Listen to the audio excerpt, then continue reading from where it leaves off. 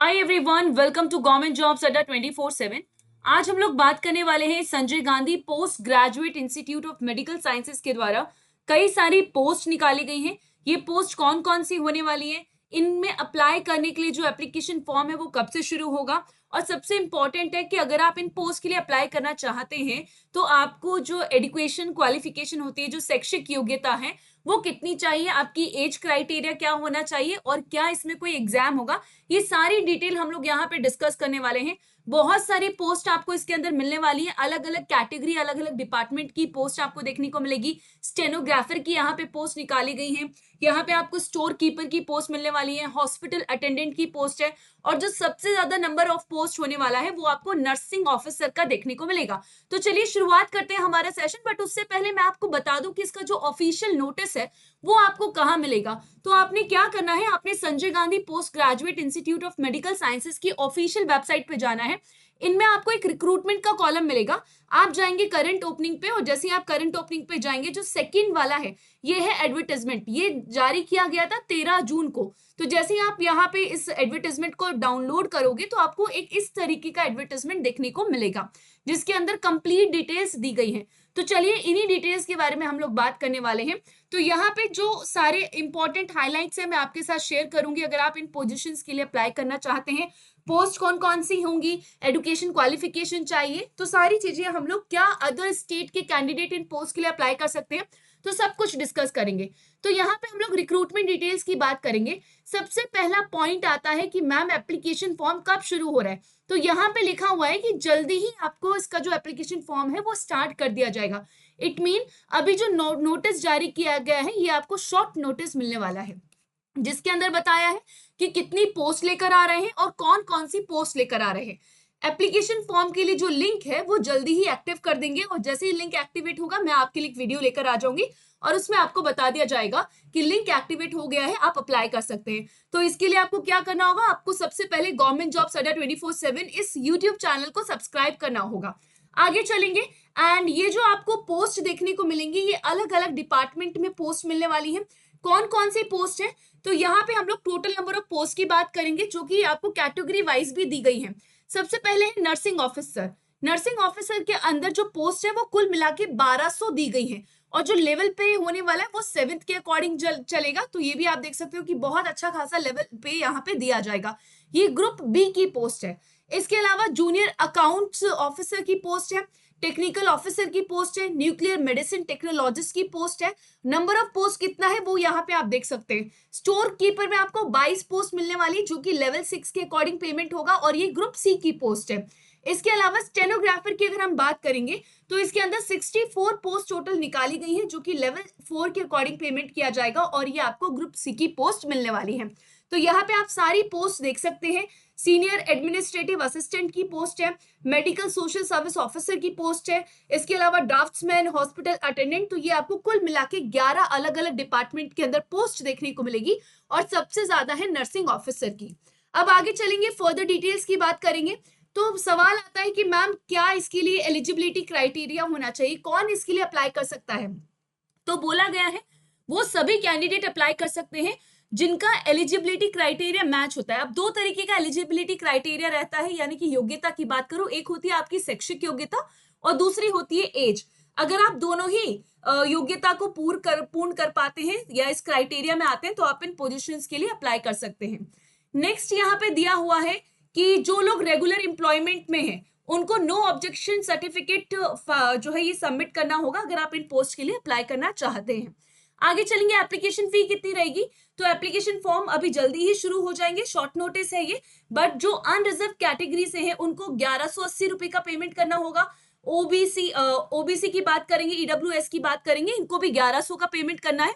बाकी SC ST के लिए 708 का पेमेंट रहेगा, जिसके अंदर 18% जीएसटी इंक्लूडेड है। अब क्वेश्चन आता है कि मैम क्या किसी और स्टेट के कैंडिडेट अप्लाई कर सकते हैं क्या। तो बोला जा रहा है बिल्कुल कर सकते हो आप अप्लाई, बट आपको रिजर्वेशन नहीं मिलेगा। तो कैंडिडेट जो कि रिजर्व कैटेगरी में आते हैं बट वो उत्तर प्रदेश के नहीं है तो उनको अनरिजर्व कैटेगरी कंसीडर किया जाएगा। बाकी जो एज रिलैक्सेशन दिया जाता है वो आपको, अगर आप उत्तर प्रदेश के कैंडिडेट हैं तो एज रिलैक्सेशन दिया जाएगा, जो रिजर्वेशन है वो आपका बनता है। तो यहाँ पे उत्तर प्रदेश की जो हॉरिजॉन्टल पॉलिसी है रिजर्वेशन की, उसके अकॉर्डिंग रिजर्वेशन भी दिया जाएगा। एक और क्वेश्चन आता है ईडब्ल्यूएस का। तो अगर आप इकोनॉमिक वीकर सेक्शन से अप्लाई करना चाहते हैं तो आपका जो सर्टिफिकेट होना चाहिए वो फाइनेंशियल ईयर 24-25 का होना चाहिए, यही कंसीडर किया जाएगा।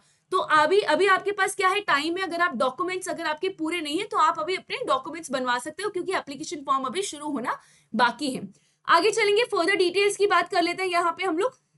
यस, तो एज कैलकुलेट किस डेट से की जाएगी? तो एज कैलकुलेट 1 जनवरी 2025 तक की जाएगी। और जो एज क्राइटेरिया वो है 18 से लेकर 40 इयर्स तक। अगर आप इस ब्रैकेट के अंदर आते हैं तो आप अप्लाई कर सकते हैं। अब आगे चलेंगे, अब हम देखेंगे कि एडुकेशन यानी कि आपकी शैक्षिक योग्यता और एक्सपीरियंस क्या क्या चाहिए। सबसे पहले हर पोस्ट के लिए आपको अलग अलग क्राइटेरिया मिलेगा। नर्सिंग ऑफिसर की बात करेंगे तो यहाँ पे आपको 3 क्राइटेरिया दिए गए हैं। एक क्राइटेरिया ये है, एक क्राइटेरिया ये मिलेगा और तीसरा क्राइटेरिया ये है। अगर आप इनमें से कोई एक क्राइटेरिया भी पूरा करते हो तो आप इस पोस्ट के लिए अप्लाई कर सकते हो। या तो आपने बीएससी नर्सिंग किया होना चाहिए या BSc nursing from Indian nursing council recognised institute से, तो आप इसके लिए अप्लाई कर सकते हो। फर्दर और यहाँ पे क्राइटेरिया दिए हैं कि अगर आपने ये नहीं किया, ये किया है, तो भी आप इस पोस्ट के लिए अप्लाई कर सकते हैं। अगर आप जूनियर अकाउंट ऑफिसर के लिए अप्लाई करना चाहते हैं तो आपने बीकॉम किया होना चाहिए, आपके 55% मार्क्स होने चाहिए और आपको 2 साल का एक्सपीरियंस होना चाहिए अकाउंट्स में और कंप्यूटर नॉलेज की जानकारी होनी चाहिए।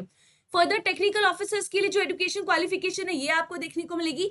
इसका जो डिटेल पीडीएफ है ये मैं आपको मेरे टेलीग्राम चैनल पे प्रोवाइड कर दूंगी। अगर आपने अभी तक नहीं ज्वाइन किया है तो सर्च कर लीजिए जीएस बाय शीतल जांगिद, ये है मेरा टेलीग्राम चैनल, आप इसको ज्वाइन कर सकते हो। यहीं पे आपको इसका डिटेल पीडीएफ प्रोवाइड किया जाएगा।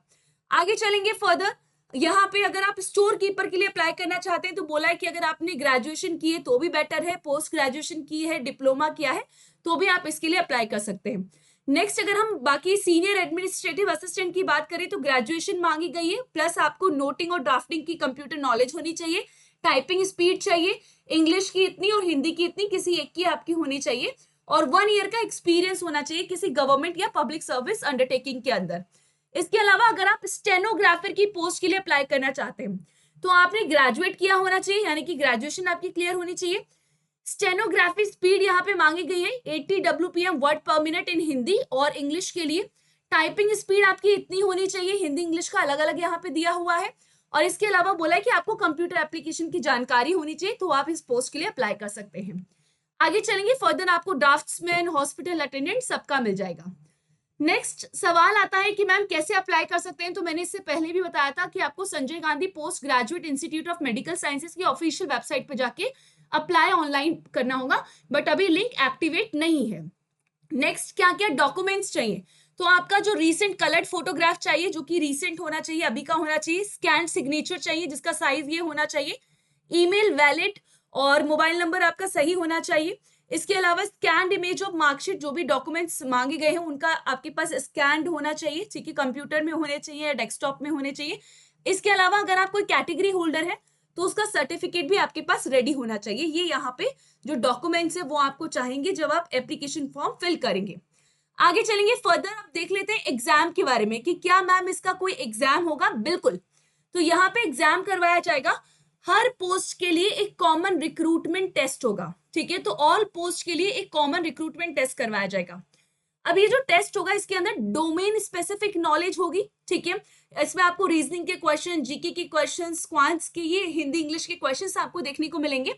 बोला जा रहा है कि जो एग्जामिनेशन का पैटर्न है वो भी आपको वेबसाइट पे मिल जाएगा, तो जब डिटेल नोटिस आएगा उस समय हम इसकी बात कर लेंगे। नेक्स्ट बोला है कि ये जो सीआरटी होगा, कॉमन रिक्रूटमेंट टेस्ट, ये क्वालिफाइंग होगा। तो जो लोग जनरल कैटेगरी से आते हैं या ईडब्ल्यूएस है या ओबीसी है उनको 50% मार्क्स लाने होंगे और एससी एसटी कैंडिडेट्स को 45%। सिलेबस जो है बोल रहा है कि वेबसाइट पे अपलोड कर दिया जाएगा। कुछ पोजीशंस में इनको स्किल टेस्ट भी लेने की जरूरत है, तो उसकी भी बात की गई है। और फाइनल जो मेरिट होगी वो सीआरटी प्लस स्किल टेस्ट के बेसिस पर निकाला जाएगा, उसी के बेसिस पे सिलेक्शन होगा। तो आई होप कि सभी इंपॉर्टेंट डिटेल्स आपको समझ में आ गई होगी। अभी एप्लीकेशन फॉर्म एक्टिव नहीं है, बट जैसे ही एक्टिव होगा हम आपके लिए वीडियो लेकर आएंगे। अगर आपने अभी तक सब्सक्राइब नहीं किया है तो कर लेना।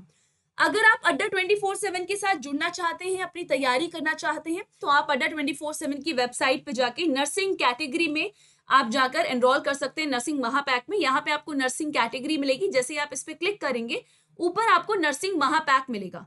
नर्सिंग महापैक में हर एग्जाम कवर किया गया है। आप जिस भी एग्जाम की तैयारी कर रहे हैं सब एग्जाम इसके अंदर आते हैं। तो जैसे आप इस पे क्लिक करेंगे, अभी आपको 6 मंथ्स की अगर मैं बात करूं तो ये जो कोर्स है ये आपको 3519 यानी कि 3519 रुपए में मिलने वाला है। बट आपको ये पे करने की जरूरत नहीं है, आपके पास है एक कोड और कोड है Y989। तो जैसे आप बाय नाउ करेंगे एंड Y989 लिखेंगे, जो अप्लाई करेंगे डिस्काउंट मिलेगा और जो प्राइजेस है वो आपको कुछ लगभग 3200 रुपए में आप इस कोर्स के अंदर एनरोल कर सकते हो। आई होप ये सभी इंपॉर्टेंट डिटेल्स आपको समझ में आई होंगी। इसके अलावा अगर कोई ऐसा डाउट है जो रह जाता है तो वो आप मुझसे कमेंट बॉक्स में पूछ सकते हैं। Thank you so much, bye bye, take care.